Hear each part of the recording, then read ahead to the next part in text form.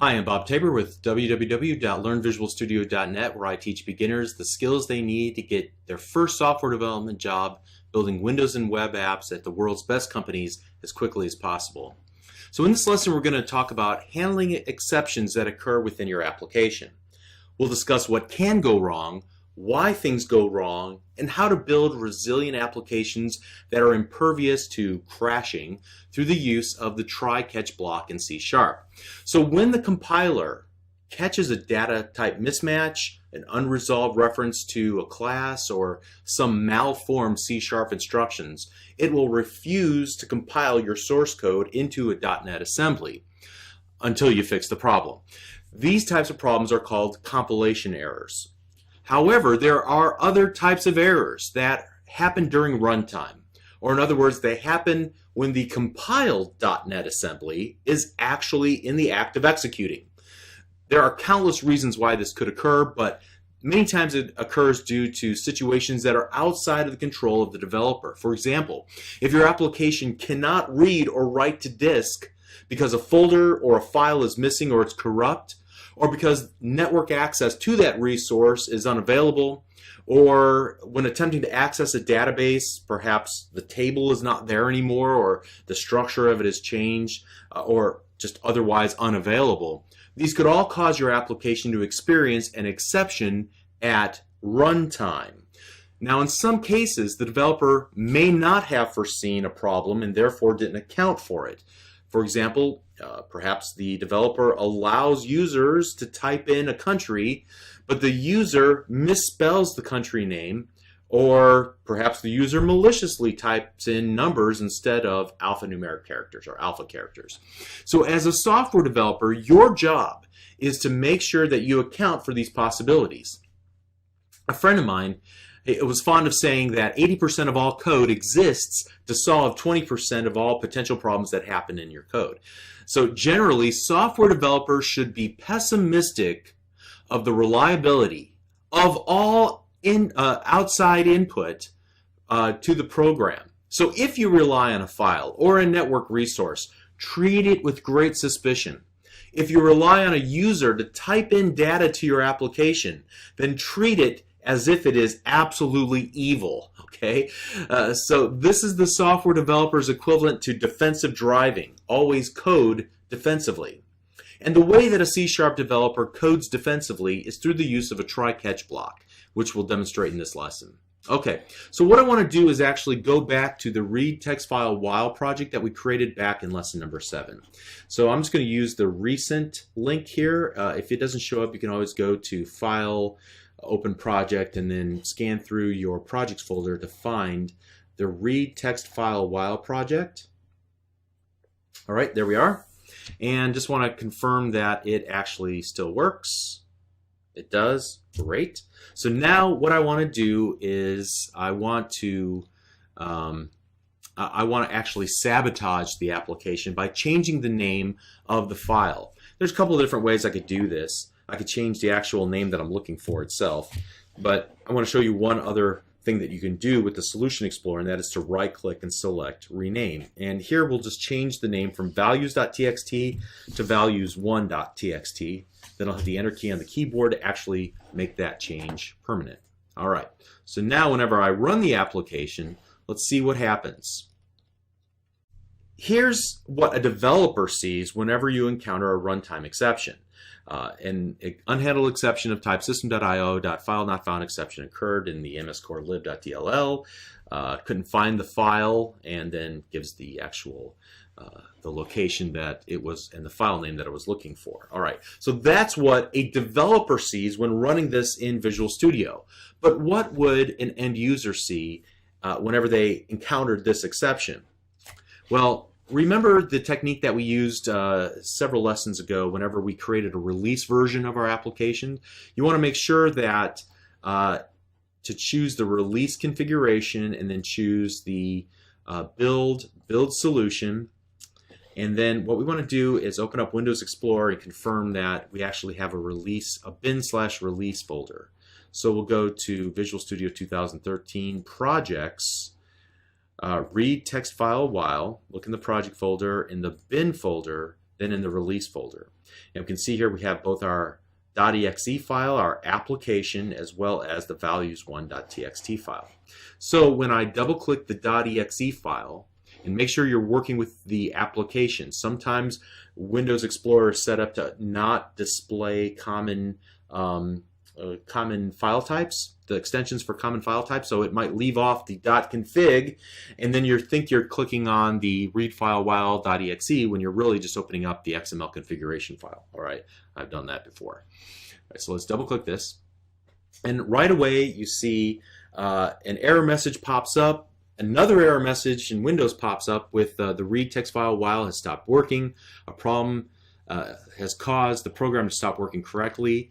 Windows will close the program and notify you if a solution is available. So we have a mess going on here. And this is what you want to protect your end user from actually seeing whenever they work with your application and experience a runtime error, runtime exception. So what we want to do is fix this problem. And to fix it, I'm going to add a try-catch block around most of the code in the application.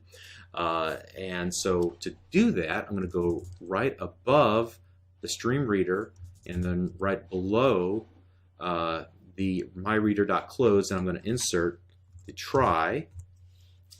I'm going to remove that curly brace and insert it down here instead. And when I put the try, open curly brace, close curly brace, everything in the middle moves over just a little bit, indents. So that lets me know that I'm doing it correctly. But I'm not just done yet. What I want to do next is add a catch.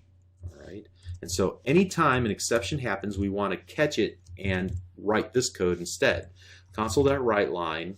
And I'm going to give it just a real simple message, something like, something didn't quite work correctly. All right. Now, ideally, we'd give it a much more meaningful error message, and we'll come back to it and add one in a little bit. Ideally, we would give a little bit more information, help the user debug the problem on their own, but in this case, we just want to start simple. Let's go ahead and run the application now, and when we do it, you can see that we catch the exception, we run this catch block of code, display this console message to say, something happened, it was a problem, but at least they don't see the error message, right? So that's an improvement. We can take this one step further by actually catching the exception, and to catch it, we will create an input parameter of type exception. So exception E, catch exception E, and then here what we'll do is we'll actually display the exception. And there's a lot of information that we can retrieve about the exception. We can get, for example, the source. We can view the entire stack trace, which is the call of one method to another method to another method to kind of see what was the sequence of events that led up to this exception. We can view any inner exceptions, so smaller exceptions that bubbled up to create a larger exception, and any data and things of that nature. But what we want is just to print out the actual message itself. So let's go ahead and run the application again. This time we see something didn't quite work correctly, and then we see the reason why the message why it couldn't work. It could not find the file, and then it gives the long list of the path and then the actual values.txt file. Now an observant user might inspect that and look it over and say, hey, I wonder if that values.txt file even exists in the location where it says, and so they might, navigate down into that path and look and say, oh yeah, values.txt doesn't exist, but values1.txt does exist. That's the problem.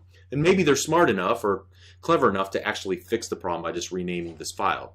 That's a lot to ask. So what we might want to do is actually take another tact, and that is to give the user as much information as possible so that they can fix the problem themselves. So to do that, what I want to do is rework this, this code example. Now, to rework the code example, we're going to need to know the type of exceptions that our application can throw. In this case, if you hover your mouse cursor over the stream reader, the data type, you'll get a little bit of information, but if you hover your mouse cursor over the actual constructor, the one where we create the new stream reader, open and close parentheses, you can see that the number of overloads that are available, and then the number of exceptions that can occur in the constructor. All right, and so there are, for example, argument exceptions, argument null exception, file not found exception, directory not found exception, okay, and then just general IO exceptions. And we can look up each of these in MSDN like we did previously and learn a little bit more about the conditions that prompt these exceptions to actually flare up and happen. So what I'm going to do is just I'm going to take this tact, I'm going to rewrite this, and I'm going to look for some of those very specific exceptions first, and if we can kind of filter down the list of possibilities, we'll get to the point where we just catch this general exception, something bad happened. Here, figure it out on your own. So you'll see this in action. Let me just get started here with a catch. Exception, whoops, let's go directory not found exception E. So then we'll do console.writeLine couldn't find the file. Are you sure the directory exists? All right. Then we're going to catch file not found exception E.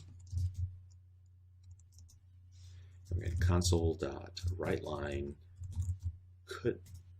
couldn't find the file. Are you sure you're looking for the correct file? Okay, and then finally we'll have that exception E there. All right, so in order to break this correctly, I'm going to have it start by looking in a subfolder called boo, and I know boo folder does not exist. So what I'm trying to do is trigger this first exception happening. So let's go ahead now and run the application. And this time it says it couldn't find the file. Are you sure that the directory even exists? Well, no, it doesn't exist. I know that to be the case. Now let's see if we can get that second one to happen. So let's remove the boo directory and start it again. Couldn't find the file. Are you sure that you're looking for the correct file? All right, and so that might lead the user to look for the values.txt. Maybe we could give a better error message there.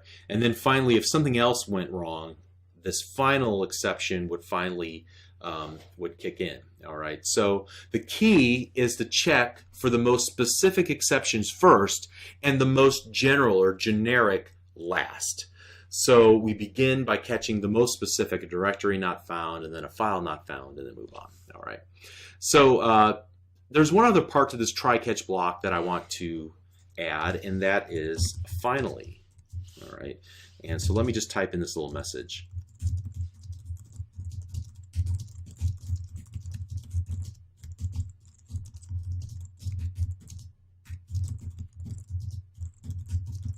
All right, great.